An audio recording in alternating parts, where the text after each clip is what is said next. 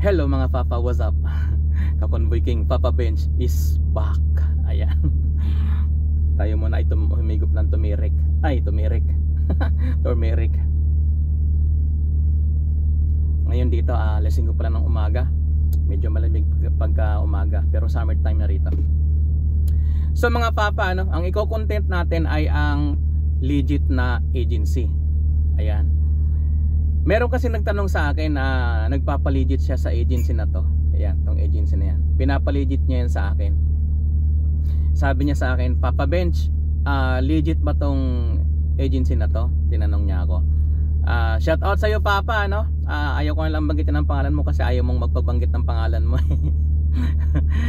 Anonymous daw siya, sabi niya. So, shout out sa iyo Papa sa nagtanong. Itong agency na to mga Papa, no? Legit na legit po yan. 100%, 101% agency na yan. Legit po yan. STB DJL Human Link INC. Nakalocate siya sa 1011 1011 Remedios Street, Corner Modisto, Malate, Manila. Yan. Ayan po yung kanyang agency at saka yung kanyang kompletong address. Ako na po magsasabi, pero hindi ko po pinopromote yung agency na yan mga papa, no? Ako na lang ang magsasabi, ako na magsasabi na yung agency na yan ay napaka legit. 100% legit po talaga siya kasi siya po yung nagpaalis sa akin papuntang Europe. Naselect po ako ng 2012 at na-deploy kami ng 2013. Yan. Yan po yung time na yan yan po yung agency na nagpaalis sa akin. So way back 2013 po mga papa, kami po ay empleyado ng Dinotrans. Yan, napakagandang kumpanya din po niyan.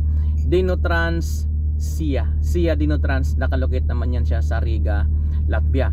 Yan po yung kauna-unahang company na nag-hire ng mga Filipino truck drivers papunta dito sa Europe, at ang agency po nila ay ang STB DJL. Yan, kaya napaka-legit po ng agency na yan.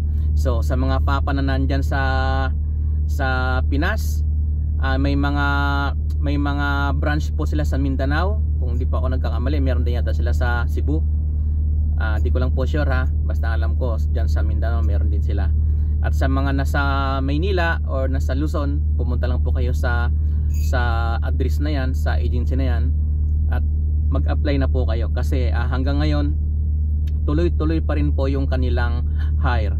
In demand na po ang mga Filipino truck drivers dito sa Europe, at isa po yung STB DJL Human Link na yan ang nagpapaalis ng mga Filipino truck drivers papunta dito sa Europe.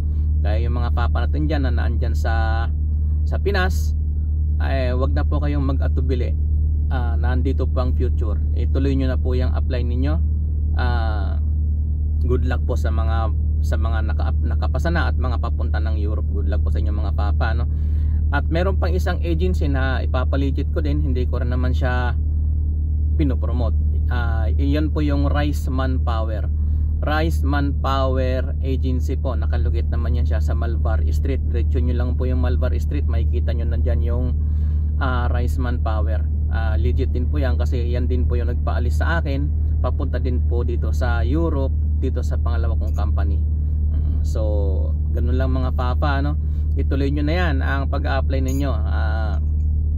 Yung ibang agency naman, may nagtatanong din sa akin ng mga tropa, pinapalegit nila yung agency na yon.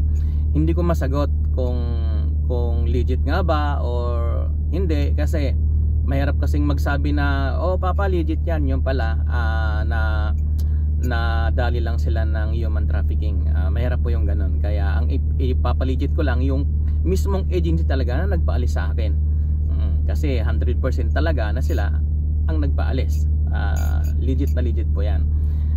At doon naman po sa mga agency na ewan, shout out po sa inyo. So higo po na tayo mga papa ng turmeric. So good luck mga papa, no? Good luck and God bless mga papa. God bless.